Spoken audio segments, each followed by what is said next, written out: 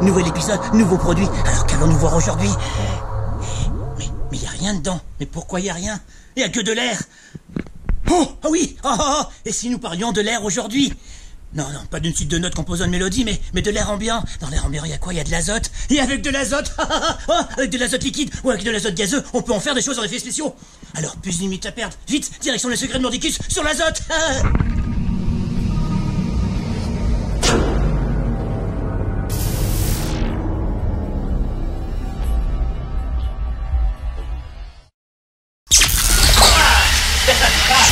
Vous êtes là. Intéressons-nous aujourd'hui à un nouveau gaz. Oui, on va parler de quoi? On va parler d'azote. Oui, c'est vrai, après avoir parlé de CO2, après avoir parlé de butane propane pour les projecteurs à flammes, après avoir parlé d'hélium pour les ballons, intéressons-nous aujourd'hui à ceci. Qu'est-ce que c'est donc? C'est de l'azote. Ah oui. Alors la première question qu'on pourrait se poser, est-ce qu'il y en a dans l'espace? Pour la dernière fois, non. Mais est-ce qu'il y en a dans l'air? Eh oui, il y en a dans l'air, il y en a 78,5%, il y a 21,5% d'oxygène, et 0,03% de CO2, le reste c'est des gaz rares. Ce qui voudrait dire quoi? Ce qui voudrait dire finalement que des effets de fumée lourde à base d'azote seraient moins dangereux qu'à base de CO2. Eh oui, parce qu'il y en avait 78,5% dans l'air. Mais alors, ça, l'azote, c'est un diluant d'oxygène. Oui, sans oxygène, on ne peut pas respirer, on serait dead. Alors, le danger, il est d'où? Le danger, il vient d'ailleurs. Alors, il faut savoir que notre azote, il est neutre, il est ininflammable, il est incolore, il est inodore et il est chimiquement neutre. Alors, si nous faisons le lien, bien sûr, avec notre chaîne qui est FXSP, les effets spéciaux, eh bien, sachez que l'azote, on va l'utiliser en phase liquide, mais aussi en phase gazeuse, comme par exemple dans cette bouteille. Mais qui dit FXSP dit aussi cobaye. Il est grand temps d'accueillir notre cobaye du jour. Mais les cobayes ils descendent de... Bon, c'est pas grave, viens. Comment t'appelles-tu? Pierre-Émile. Pierre-Émile, waouh, un nouveau cobaye. Oh là là, mais il est super bien fringué. Dis donc, un vrai musée ambulant.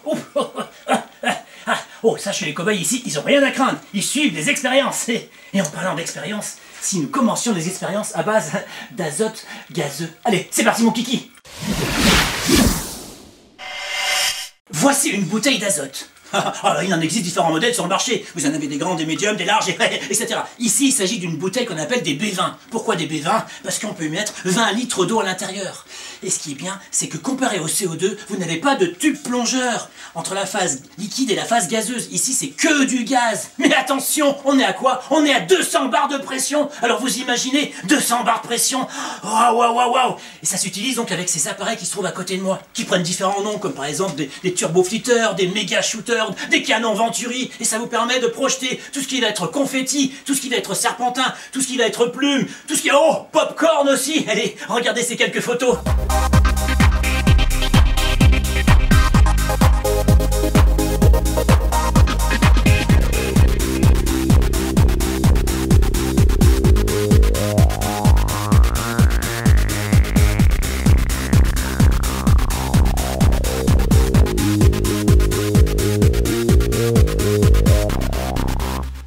Ouais, 200 bars de pression. Non mais vous imaginez 200 bars, vous propulsez tout ce que vous voulez. Mais attention, quand vous utilisez ces appareils, et si vous avez des choses autour de vous, telles que des téléphones portables, des laserman, ça peut partir dans les machines. Et oui, non, t'inquiète pas, tout ce qui dépasse les 100 kg comme toi, et quand ça roule, ça ne bouge pas.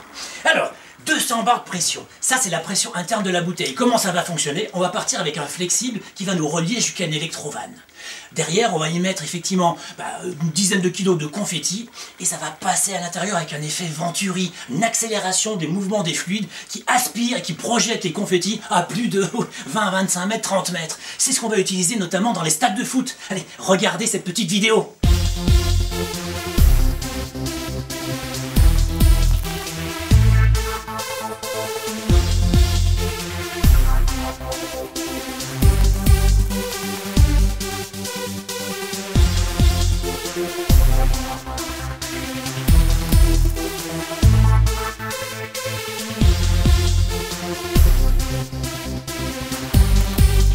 Alors, il y a quand même des dangers avec ces effets d'azote. Déjà, on a dit la pression, 200 bars de pression. Ensuite, faites attention à votre bouteille. Il faut que votre bouteille soit fixe au moment du lâcher de confetti. Alors, vous devez les cingler, les attacher, voire les coucher. Vu qu'on est en phase gazeuse, il n'y a aucun problème pour coucher votre bouteille.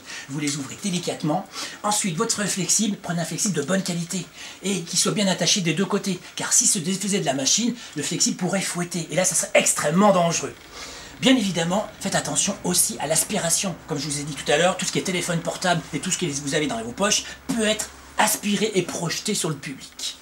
Ensuite, réfléchissez sur le déclenchement. Comment vous allez déclencher votre effet? Soit on utilise une vanne quart de tour, soit on utilise une électrovanne qui permettra un effet instantané. Comme on va faire maintenant la démonstration ici avec notre cobaye Pierre-Émile.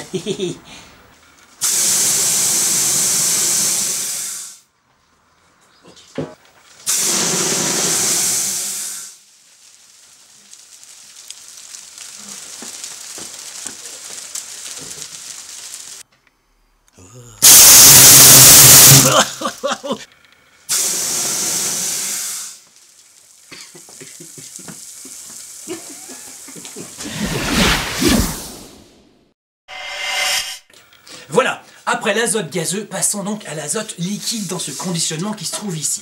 Alors c'est vrai que de l'azote liquide, on en trouve très peu dans le domaine effets spéciaux théâtral. On va le retrouver plutôt dans le domaine cinématographique, les grands événements, à rigueur sportifs ou culturels, et bien sûr les parcs d'attractions. Alors, cette fameuse bouteille qui se trouve ici est en aluminium. Et regardez bien, elle n'est surtout pas fermée hermétiquement. Pourquoi? Parce que si elle était fermée hermétiquement, qu'est-ce qui va se passer? Eh bien, la pression à l'intérieur augmenterait et boum, ça ferait éclater la bouteille. Alors, l'azote liquide se trouve à moins 196 degrés Celsius. Peut-être que vous connaissez ce produit si certains d'entre vous sont allés chez le dermato se faire brûler quelques verrues. Mais en tout cas, moins 196 degrés, c'est extrêmement froid. Donc on va être obligé de prendre des précautions. Déjà, regardez-nous. On est habillé, on n'est pas en débardeur et shorts de bain. Non, on est habillé avec des manches longues. Là-dessus, on va utiliser donc une paire de lunettes. Vous pouvez utiliser, si vous voulez, une visière. Voilà, hop. On va utiliser également une paire de gants. Regardez cette paire de gants, elle est vraiment spécifique à l'utilisation de l'azote liquide. Protection nitrogène, effectivement. Et on vient en verser délicatement dans ce récipient. Allez, tu vas m'aider et on va faire la démonstration.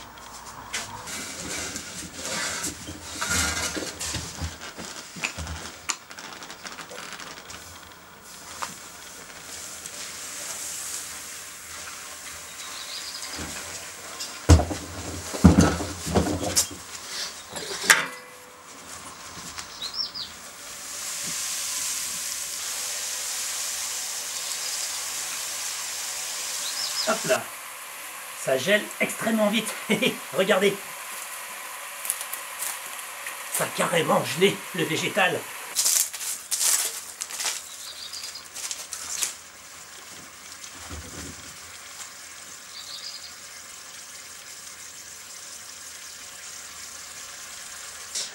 Le ballon.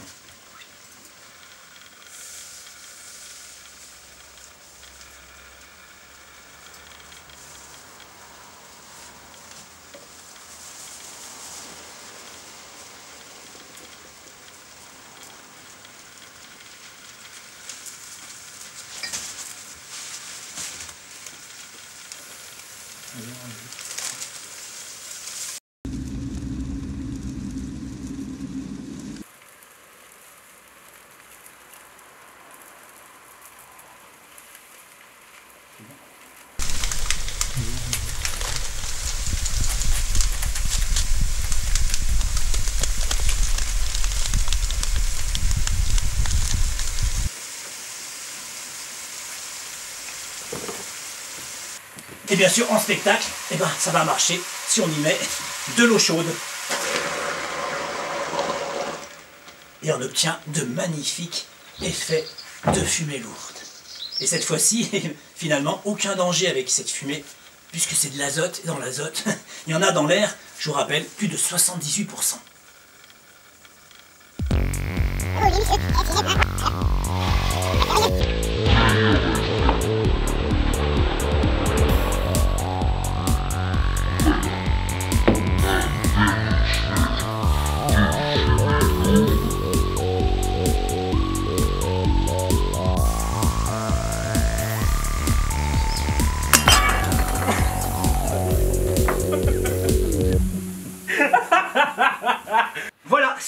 épisode sur l'azote est fini.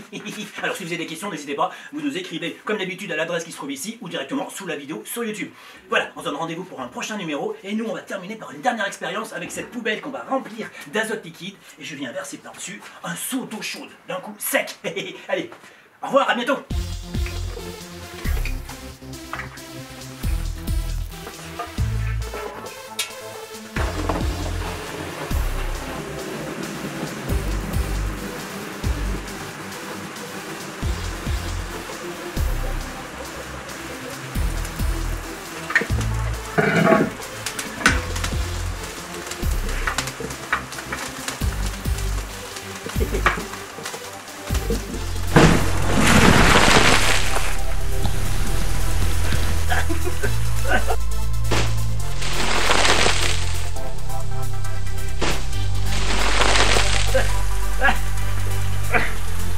J'avais oublié de préciser que ça mouille. Bye bye.